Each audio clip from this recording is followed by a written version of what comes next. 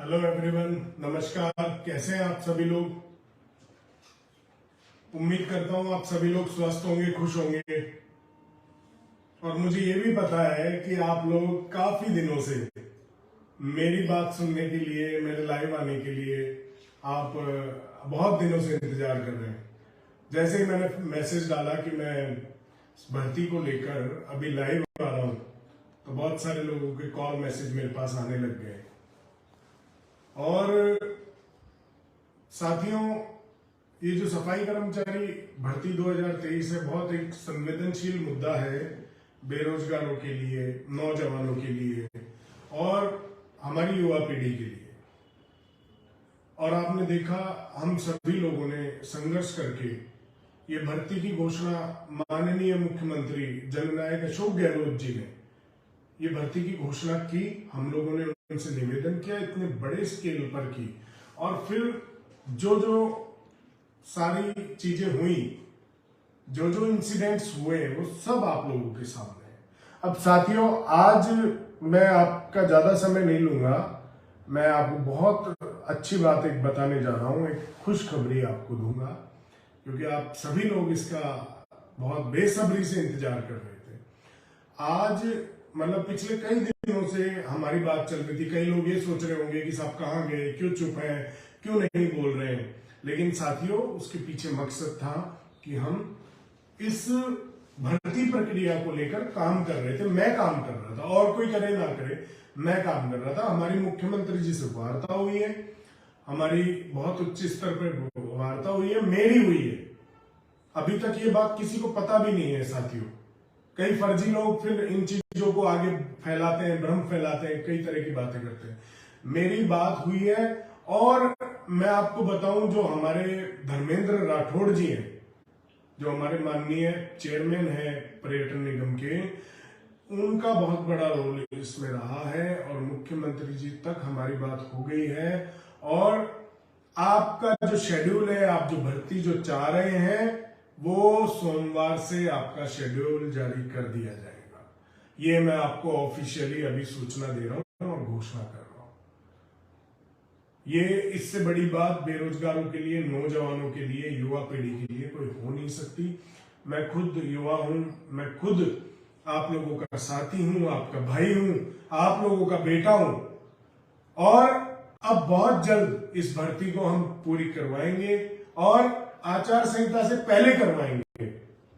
जिन लोगों ने ये गलतफहमी पाल रखी है, अब साथियों, जरूरत युवा पीढ़ी की है, आप जैसे साथियों की है। आप जैसे लोग हमारा साथ देंगे, मेरा साथ देंगे, क्योंकि आपको पता है कि कई कमजोर लोगों की वजह से और कई दुष्ट लोगों की वजह से, आपको पता है कमजोर कौन है और दुष्ट कौन है, उनकी वजह से इनमें कई तरह की चीजें हुई और अटकी। और आपको यह भी पता चल गया, इतने दिन में दीपक डंडोरिया अगर चुप रहा, तो आपको यह पता चल गया इस सरकार से या इस प्रशासन से, इन अधिकारियों से लड़ने की हिम्मत, बोलने की हिम्मत किसी व्यक्ति में नहीं है। ये मैं अपनी बात नहीं कह रहा हूं, मेरी जो पीड़ा है, मेरी जो बात है, वो मैं आपसे साझा कर रहा हूं और मैं दिल से बोल रहा हूं आपको। मुझे जान से मारने तक की धमकी दी गई।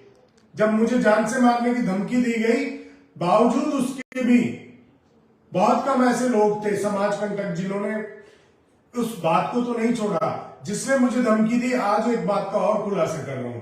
जो लोग ये कह रहे थे, कई तरह की बातें बना रहे थे, अफवाहें बना रहे थे, वो व्यक्ति अरेस्ट हो चुका है। जिसने मुझे धमकी दी, वो व्यक्ति गिरफ्तार हो चुका है।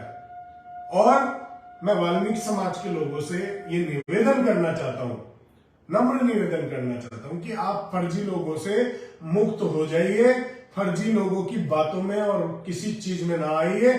क्योंकि अभी जो घोषणा मैंने करी है, जो बात मैंने आपसे की है, ये बात अभी तक किसी को पता नहीं थी और ना पता चलने वाली थी। सोमवार को आपका शेड्यूल जारी करवा देंगे और उसके बाद में भर्ती प्रक्रिया को भी बहुत जल्दी जारी करवा देंगे। और आपका साथी, आपका भाई, आपका बेटा दीपक डंडोरिया जब तक बैठा है, गरीब आदमी के साथ, आम आदमी के साथ, बेरोजगार के साथ, युवा के साथ अन्याय नहीं होने दूंगा। चाहे मुझे कोई भी कीमत चुकानी पड़े, चाहे कोई मेरी जान ही ले ले। जिस तरह से मुझे समाज कंटकों ने धमकियां दी, जो भी इंसिडेंट्स हुए, और उसमें भी लोगों ने कहा कि ये पॉलिटिकल स्टंट है। तो मैं उन मेरे प्यारे भाई बहनों से बड़े आदर और सम्मान के साथ कहना चाहता हूं कि वो व्यक्ति भी अरेस्ट हो चुका है, ये कोई स्टंट नहीं था। और साथ ही सरकार के जो निकम्मे अधिकारी है, जो लोग हैं जिन्होंने इस भर्ती को अटकाने में, रोकने में पूरी कोशिश की, मैं उन लोगों के खिलाफ पहले भी डटकर लड़ा, डटकर बोला, खुलकर बोला और आज भी बोल रहा हूं।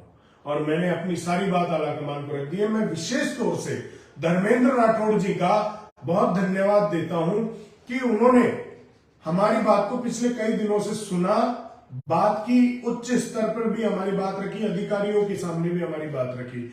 और मैं खुद उस चीज में लगा हुआ था और धर्मेंद्र राठौड़ जी और माननीय मुख्यमंत्री जी का बहुत बहुत आभार व्यक्त करता हूं कि उन लोगों ने इन बेरोजगारों के लिए, इस वाल्मीकि समाज के लिए, नौजवानों के लिए, युवा साथियों के लिए इतना बड़ा काम किया है। तो मैं विशेष तौर से माननीय मुख्यमंत्री जी के लिए तो हमारे पास शब्द ही नहीं है, हम जितना धन्यवाद दें उतना कम है उनके लिए। उन्होंने तो बोला है कि तुम मांगते मांगते थक जाओगे, मैं देते देते नहीं थकूंगा। उन्होंने तो इसको साकार कर दिया। साथ ही हमारे जो धर्मेंद्र राठौड़ जी है, उन्होंने भी ये बता दिया है कि वो बेरोजगारों के साथ है, युवाओं के साथ है, वाल्मीकि समाज के साथ है।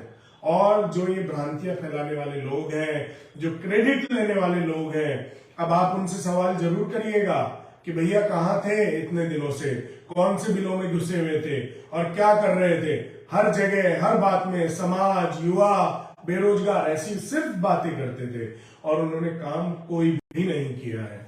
और अब जो काम हो रहा है वो माननीय मुख्यमंत्री जी के मंशा से और हमारे आरटीडीसी के चेयरमैन श्री धर्मेंद्र राठौड़ जी की कृपा से, और उन्होंने बहुत अच्छी पैरवी बेरोजगारों की, युवाओं की, वाल्मीकि समाज की बहुत अच्छी पैरवी करी, जिसके परिणाम स्वरूप सोमवार तक आपका शेड्यूल जारी कर देंगे। और मैं आपको साथियों ये विश्वास दिला रहा हूं कि अभी मैं चुनाव के साथ साथ, मैं अभी इलेक्शन फाइट करने के लिए प्रयासरत हूं, लेकिन मैं उसके साथ साथ इस भर्ती प्रक्रिया को छोड़ा नहीं है।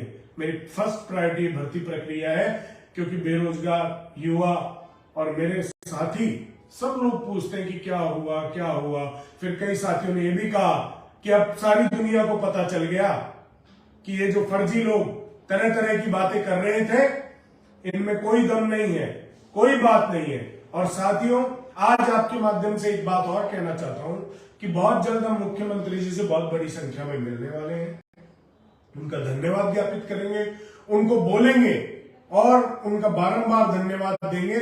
और साथ ही जो कोर्ट केस वाले भाई हैं, उन कोर्ट केस वालों की आवाज मैंने उठाई, मैंने उनकी बात रखी और उनका काम प्रोसेस में चल रहा है और उनके लिए भी मैं काम कर रहा हूं। क्योंकि प्रशासनिक अधिकारियों को आप अच्छे से जानते हो, आप लोगों को खुल के और अच्छे से हमारा साथ देंगे, हमें मजबूत करेंगे, तो हम ऐसे लोगों को मजबूर कर देंगे आपका काम करने के लिए। मैं मजबूर कर दूंगा। अगर आप मुझे मजबूत करेंगे तो मैं ऐसे अधिकारियों को मजबूर कर दूंगा, क्योंकि माननीय मुख्यमंत्री जी की और कांग्रेस सरकार की मंशा है गरीबों का, बेरोजगारों का, युवाओं का और वाल्मीकि समाज का भला होना चाहिए। तो साथियों, आप सभी का बहुत बहुत धन्यवाद, दिल से आभारी हूं। और आप सभी लोग अब इसी तरह से हमारे साथ जुड़े रहिए और आगे बढ़ते रहिए और इस भर्ती प्रक्रिया को हम बहुत जल्द अंजाम देंगे। धन्यवाद। जय हिंद।